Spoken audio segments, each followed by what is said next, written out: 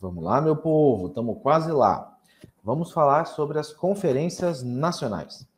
Em 1941, o Brasil experimentou suas primeiras conferências, a de educação e saúde.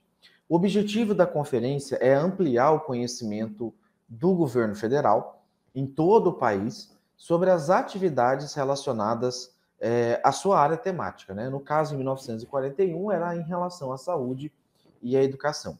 E, após obter esse conhecimento, ele buscava articular iniciativas com a finalidade de aumentar a capacidade de execução dos programas governamentais, para que formulasse diretrizes especificamente para atender às demandas pontuais de cada região, de cada estado.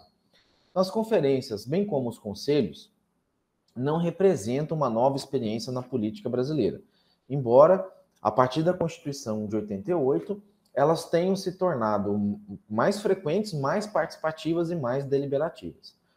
Até 2002, elas costumavam ocorrer com mais frequência na esfera municipal, né? E era um desafio fazer uma conferência de nível nacional, porque imagina juntar 2, 3, 4 mil pessoas em um único espaço. Além disso, hoje o formato que se usa de conferência, ele começa grande nas bases e à medida que ele vai subindo, né, para nível estadual e federal, ele vai reduzindo a quantidade de pessoas e vai colocando pessoas, digamos assim, mais qualificadas, né? Ele deixa de ter aquela opinião generalizada e parte com objetivos mais centrados, mais específicos.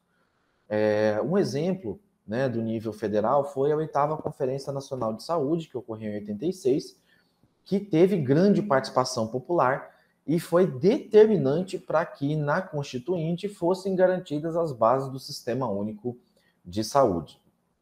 Então, a gestão participativa é um dos princípios, é um dos pilares do SUS que serviu para inspiração para outras áreas temáticas. Eles pegaram a área da saúde como modelo e falou, não, se a gente fez isso para a saúde, vamos fazer para as outras áreas também.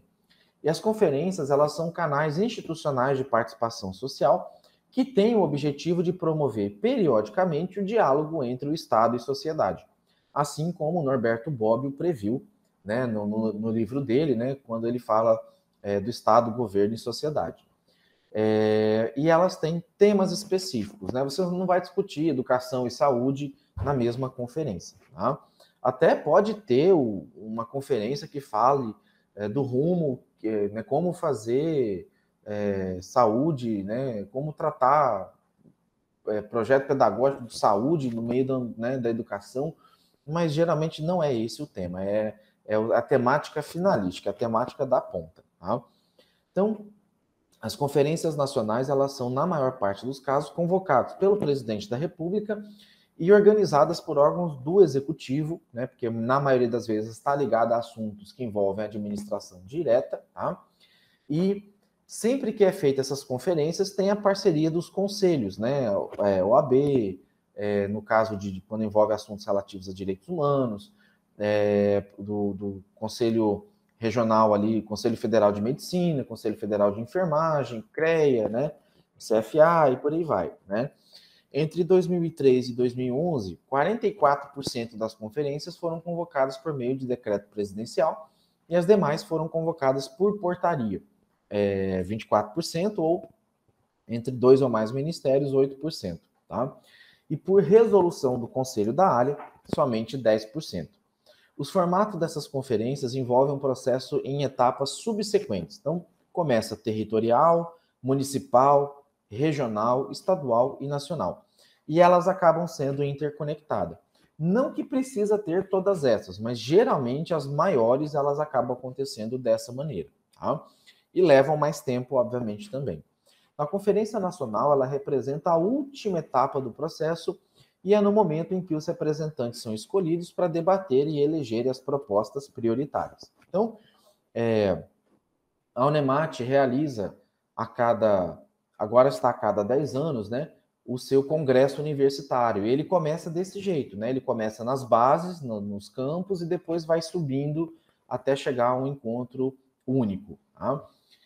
E vale lembrar que nas fases iniciais, territorial, municipal, até regional ou estadual, Nenhuma ideia é excluída, tá? Todas as ideias, por mais absurda ou desqualificada que pareça, elas são inseridas na proposta. São nas etapas estaduais e nacionais é que você faz a qualificação da proposta, ou seja, aí sim que você define qual proposta é prioritária e qual não é. Às vezes você junta proposta, separa a proposta, tá? Mas a ideia não desperdiçar nenhuma ideia, por mais absurda que pareça no início, e deixar isso para fazer só na etapa final. Então, como resultado das conferências, a gente tem um produto final, tá? Um plano, um documento, um estatuto, uma diretriz, uma minuta, que vai ter, né, essas diretrizes, os encaminhamentos, para que sejam repassados, né, para que sejam dados ao Poder Executivo um meio para ele consolidar isso num plano final, tá?